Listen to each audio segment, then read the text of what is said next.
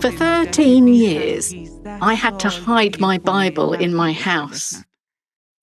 One day, my husband came and found my Bible on the table, and he took off his belt and began beating me with it. Like most Iranians, Somayeh used to be a devout Muslim along with her husband. But when he discovered that she had turned to Christ, he violently opposed her new faith. When I was pregnant with our first child, he kept saying, "I'll take the child. I won't put your name on the birth certificate."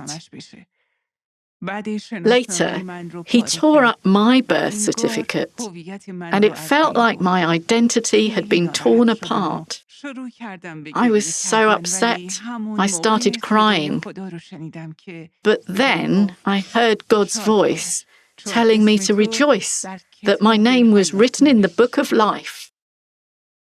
Her husband moved the family to a town far away from her church, but Somayeh felt called to start a house church there. When we gathered in Iran, we never mentioned over the phone where the meeting was going to be. We used code words and were extremely careful.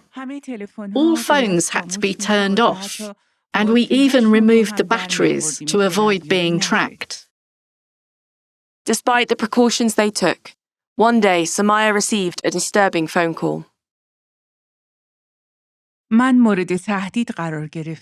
was threatened and received a call from the intelligence service where they detailed all my information and said, "We will see you soon." I was terrified, both of the intelligence service and of my husband, who was also threatening me. I knew I had to leave Iran soon. Somayeh managed to flee Iran with her daughter, but that didn't mean the end of God's plans for her ministry. She received training from Open Doors local partners to support her online ministry to believers back in Iran.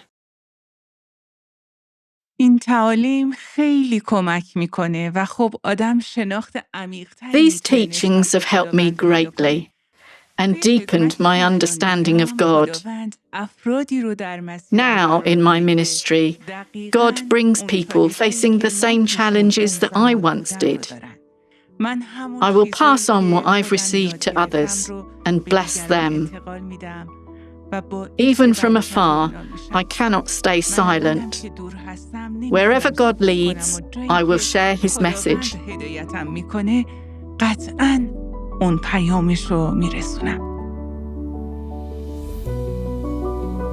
Thank God for the relative safety that Somayeh has found outside Iran and for her ability to keep ministering to Iranian Christians through online connections.